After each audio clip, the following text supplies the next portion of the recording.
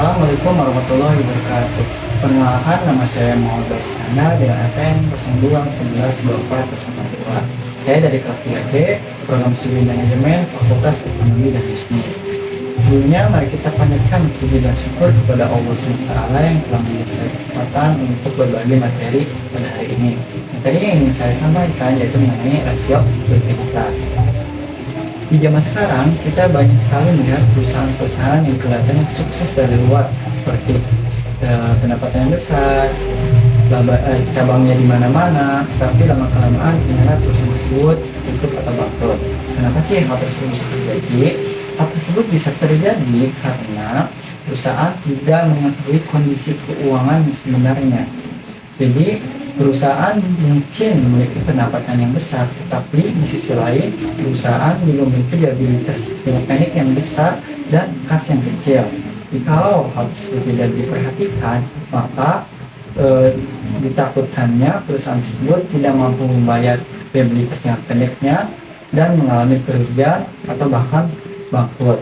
Untuk mengatasi hal tersebut, maka perusahaan harus melakukan analisis laporan keuangan. Salah satu yang sering digunakan yaitu dengan analisis rasio keuangan. Apa sih rasio keuangan itu? Jadi rasio keuangan ini merupakan suatu perhitungan rasio yang menggunakan laporan keuangan yang berfungsi sebagai tolak ukur dalam menilai kondisi keuangan dan kinerja suatu perusahaan.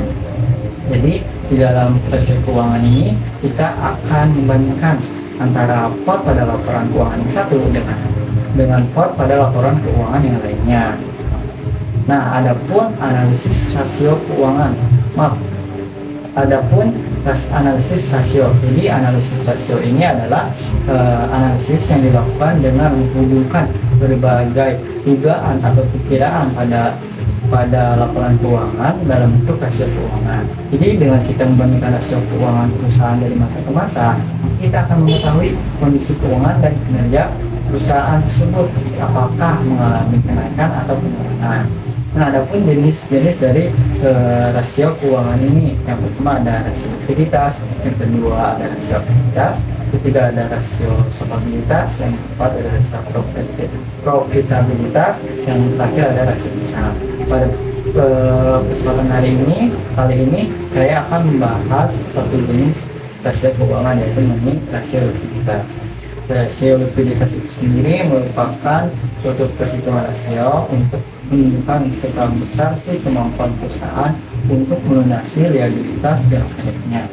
Lalu dengan apa perusahaan melunasi liabilitas jangka pendeknya? Nah, adapun jenis dari rasio likuiditas itu sendiri, yang pertama ada rasio lancar, yang kedua ada rasio sangat lancar, dan yang terakhir ada rasio kas. Yang pertama yaitu rasio lancar. Rasio lancar ini yaitu rasio yang mengukur seberapa besar sih kemampuan perusahaan untuk melunaskan liabilitas jangka pendeknya dengan menggunakan total aset lancar. Jadi di dalam rasio lancar ini kita akan mengetahui apakah perusahaan mampu membayar liabilitas jangka pendeknya dengan total aset lancarnya atau tidak. Rumus rasio lancar itu sendiri adalah total aset lancar dibagi dengan liabilitas jangka pendeknya. Baik, langsung saja ke contohnya. Di sini ada aset lancar dan liabilitas jangka pendek suatu perusahaan pada tahun 2019. Di sini kita akan mencari rasio lancarnya. Tinggal masukkan saja ke rumus yaitu total aset lancar, yaitu ada di bawah sebesar 4.472.011 bagi dengan liabilitas jangka pendeknya yaitu sebesar 1.556.765. Hasilnya yaitu 2,85. Artinya perusahaan tersebut memiliki aset lancar sebesar 2,85 kali lipat dibandingkan liabilitas jangka pendeknya, atau perusahaan tersebut memiliki liabilitas jangka pendek sebesar Rp1 yang dimana dapat ditutupi dengan aset lancarnya sebesar Rp2,85. Jikalau angka hasilnya ini di atas 1, maka besar kemungkinan perusahaan tersebut dapat melunasi utang atau liabilitas jangka pendeknya.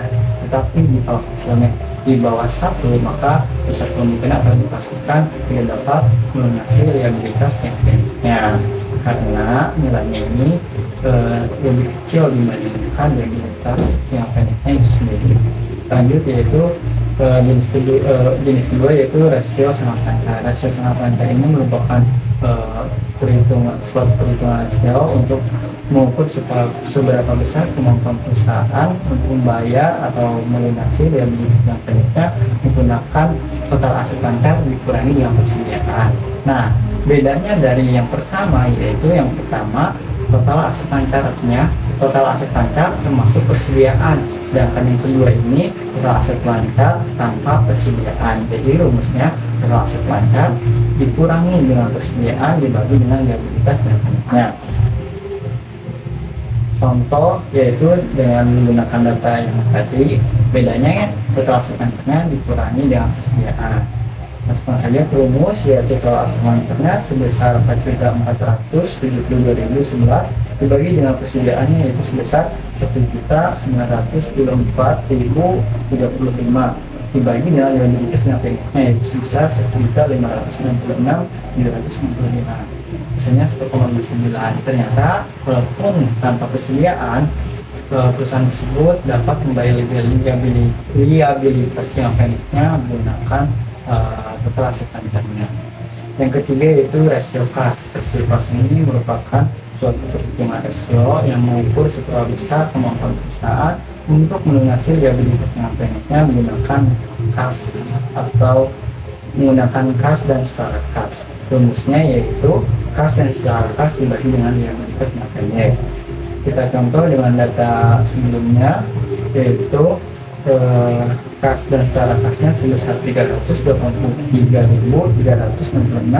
dibagi dengan liabilitas yang pendeknya yaitu sebesar 1.596.795. Nah, ternyata hasilnya 0,24. Maka seperti saya yang ucapkan sebelumnya, bahwasanya kalau kurang dari situ maka perusahaan tersebut tidak dapat melunasi utang atau liabilitas yang pendeknya karena nilainya ini lebih kecil dibandingkan liabilitas jangka pendeknya itu sendiri.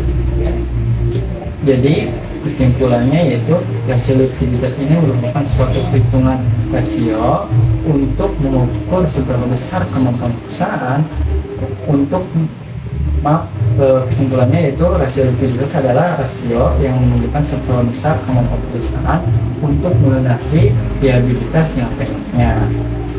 Jadi dari hasil analisis rasio likuiditas kita mengukur seberapa besar sih kemampuan perusahaan untuk melunasi liabilitas jangka pendeknya. Nah, hal tersebut itu sangat penting bagi manajemen, investor, dan kreditur. Manajemen untuk mengatur utang dan kas perusahaan. Investor untuk mengetahui apakah perusahaan tersebut sehat atau tidak, dan untuk mengambil keputusan apakah investor tersebut akan menanamkan modalnya pada perusahaan tersebut atau tidak. Lalu untuk kreditur untuk melihat kemampuan perusahaan apakah dapat melunasi liabilitas jangka pendeknya atau tidak. Jadi dengan analisis rasio keuangan, terutama analisis rasio likuiditas, kita akan mengetahui dengan analisis rasio keuangan, terutama analisis rasio likuiditas, perusahaan dapat menjaga kestabilan keuangannya dan mencegah dari risiko gagal bayar.